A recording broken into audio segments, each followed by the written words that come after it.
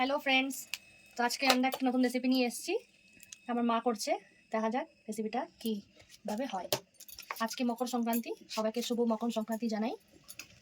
তো রেসিপিটা করার জন্য এখানে পেঁয়াজ আর লঙ্কা কুচিয়ে নিয়ে রেখেছে, আর একটু নুন দিচ্ছে, স্বাদ অনুসারে নুন।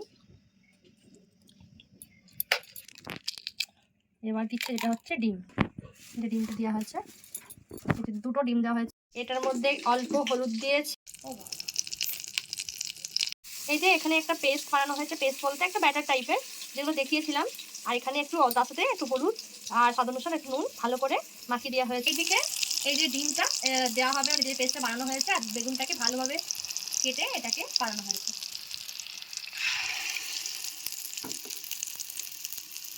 এটা কিন্তু মায়ের হাতে আমি ফার্স্ট ট্রাই করবো, দেখে তো অনেক খিদে বেড়ে যাচ্ছে আর কি। মায়ের হাতে রান্না বলে কথা, তাই না মা?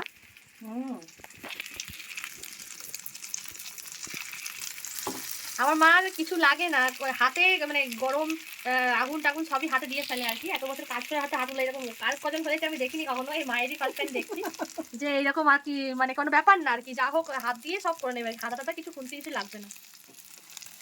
দেখা যাক কেমন হয়, রিভিউটা আমি পরে দেবো। এই যে একটা উল্টানো হয়ে গেছে, এপিট ওপিট তো একটু ভালো করে ভেজে নিতে হবে, আর একটা এখনো হয়নি। এই যে এটাকে উল্টে নেওয়া হয়েছে। তো এই যে আমাদের একটা রেডি হয়ে গেছে, আরেকটা দেখি আসুক কতক্ষণে আসে।